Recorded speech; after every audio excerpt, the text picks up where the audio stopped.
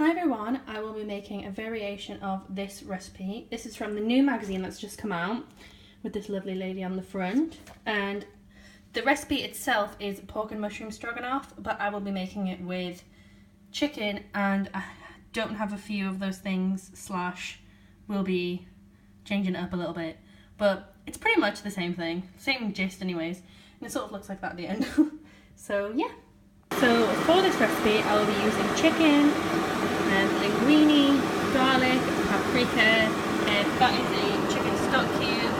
We'll see mine a bit to add like a little bit of stock to like help cook the chicken.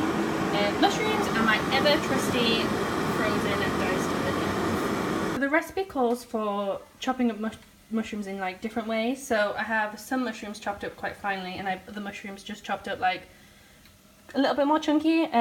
I thought that this was a bit weird to start with, but it actually does make a change. Like, it's nice to have like different textures of mushroom in there. So I've just added everything to the pan, the mushrooms, the onions and the chicken, and I just let that cook for a bit before I add the stock and the herbs. For the stock, I have just added 1 stock cube. I don't use the stock melts for this because I'm not using very much, and about just over 100 mils, like 150 mils maybe, of boiling water, and I will add that to the chicken.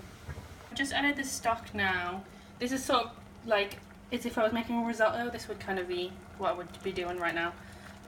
So I'm just going to put a lid on this and let it cook for a little while with the stock and the chicken juice. I didn't use all the stock, so just like play it by ear, like if you're like thinking it's too much. I'm also not cooking for 4. This recipe here says 4. I'm cooking for like 2, sort of, maybe 1.5, because I'll have leftovers for my lunch tomorrow.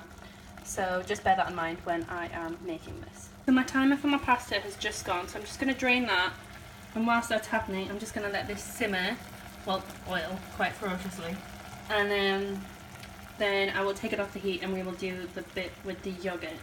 So I've taken the pan off the heat and I'm just going to let it cool down just for a second, and then I'm going to add my Greek style natural yogurt. In the recipe it says to use fromage frais, but I couldn't find fromage frais anywhere, so if any of you know like where to get it, let me know. I went to Tesco and I couldn't see it anywhere, so I just got this instead, and it works pretty good still. So basically you just need to do a little bit at a time, like teaspoons at a time, and mix it in just so you want it the consistency just like nice and creamy. You don't want it too sloppy, but you are mixing it in with pasta, so it's like alright if it is a bit runny, but obviously just do it how you like it. Like if you like thick, creamy, then add less, I suppose. What mine looks like, I've probably added about a tablespoon, maybe a tablespoon and a half.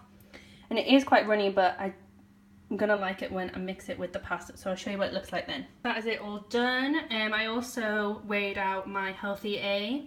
I have 40 grams of Tesco's lighter cheese, and I mixed it in, and I think it's gonna make a real difference. I've also got some broccoli because I didn't feel like there was enough speed food in there.